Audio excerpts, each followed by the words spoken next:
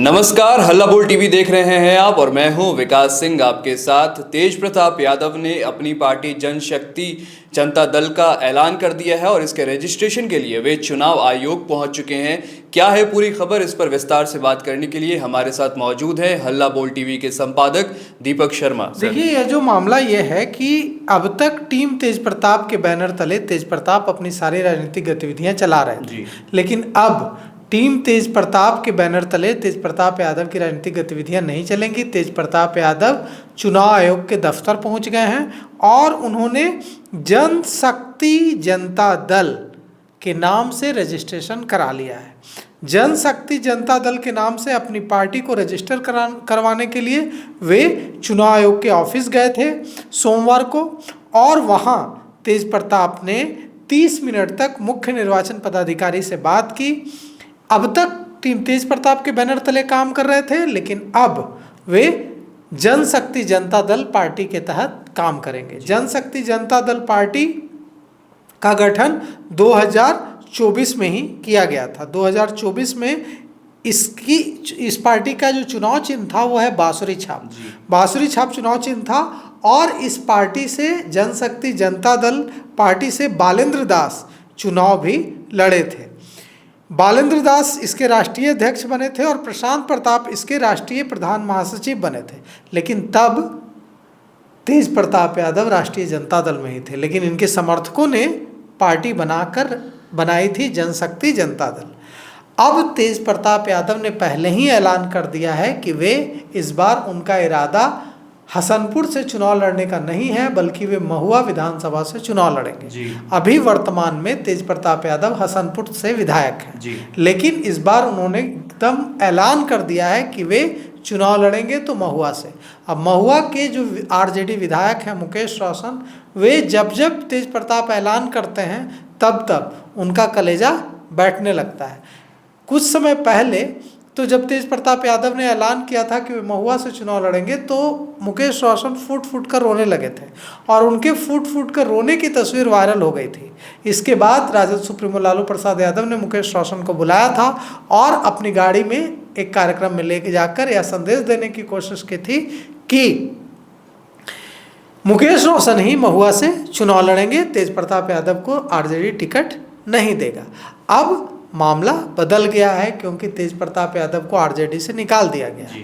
अब तेज प्रताप यादव एकदम स्वतंत्र हैं। अब उन्होंने अपनी पार्टी जनशक्ति जनता दल का भी रजिस्ट्रेशन करा लिया है।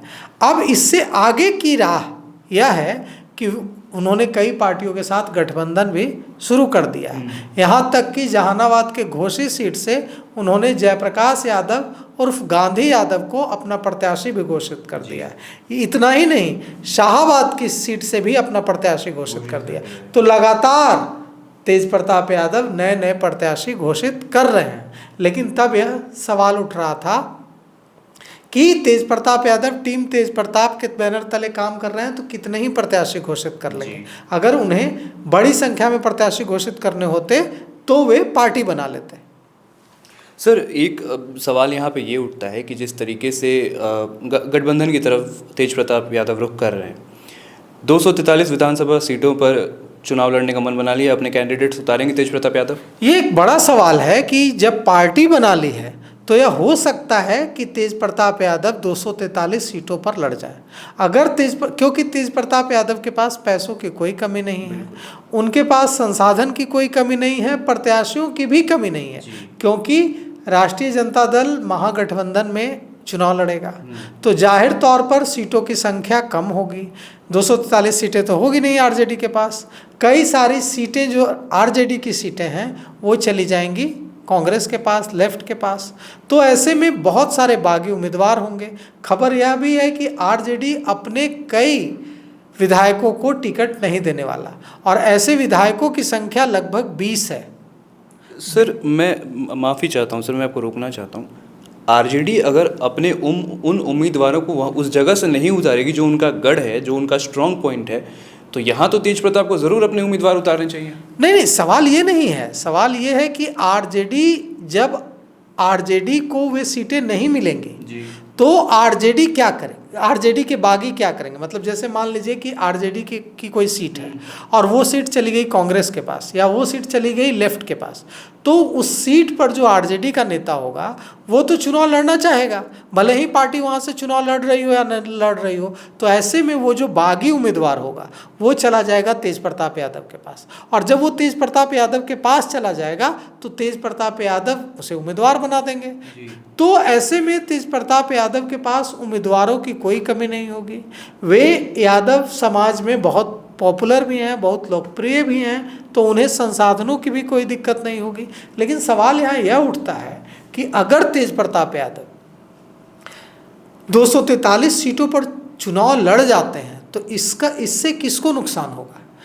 इससे निश्चित रूप से महागठबंधन को नुकसान होगा, इससे नुकसान होगा आरजेडी को, इससे नुकसान होगा कांग्रेस को, मुकेश सहनी को, जो लेफ्ट को, महागठबंधन की पार्टियों को। क्योंकि अगर तेज प्रताप यादव का उम्मीदवार 5,000 10,000 वोट भी काटता है तो वो वोट किसका होगा? वह वोट एनडीए का तो होगा नहीं, वह वोट महागठबंधन का होगा। तो जब महागठबंधन के वोट काटेगा, आरजेडी का वोट काटेगा तेज प्रताप यादव का उम्मीदवार, तो इससे निश्चित रूप से महागठबंधन कमजोर होगा। अब देखना यह है कि तेज प्रताप यादव जो जनशक्ति जनता दल इन्होंने बनाई है, इसके प्रत्याशी कितनी सीटों पर उतारते हैं? क्या उन्हीं सीटों पर उतारते हैं जहां आरजेडी का कैंडिडेट नहीं है, महागठबंधन के दूसरे सहयोगी दलों का कैंडिडेट है, तब भी बवाल मचेगा। क्योंकि अगर कांग्रेस और लेफ्ट और मुकेश सहनी और दूसरी पार्टियों के जहां कैंडिडेट घोषित होंगे वहीं अगर तेज प्रताप यादव उतारेंगे तो जो महागठबंधन के दूसरे सहयोगी दल हैं वे शिकायत करेंगे तेजस्वी यादव से कि आपके भाई के प्रत्याशियों की वजह से हमारा खेल खराब हो रहा है। तो कुल मिलाकर जनशक्ति जनता दल का रजिस्ट्रेशन तेज प्रताप की ओर से कराया जाना तेजस्वी यादव और आरजेडी और महागठबंधन के तमाम दलों के लिए खतरे की घंटी है। क्योंकि इस बार जो चुनाव है वो 2-2 हज़ार 3-3 हज़ार वोटों के मार्जिन से जीत हार होगी चुनाव में। ऐसे में अगर 2,000 5,000 10,000 वोट भी काट लेते हैं तेज प्रताप के उम्मीदवार तो इसका बड़ा खमियाजा भुगतना होगा महागठबंधन के उम्मीदवारों को। तो इस पूरे मामले पर आपने सुना हमारे संपादक दीपक शर्मा को, और मैंने आपको बताया कि तेज प्रताप ने अपनी पार्टी जनशक्ति जनता दल का ऐलान कर दिया है, रजिस्ट्रेशन करा ली है, और इससे महागठबंधन में खतरे की घंटी बज गई है। फिलहाल इस खबर के लिए इतना ही। आगे की खबरों के लिए देखते रहिए हल्ला बोल टीवी। शुक्रिया।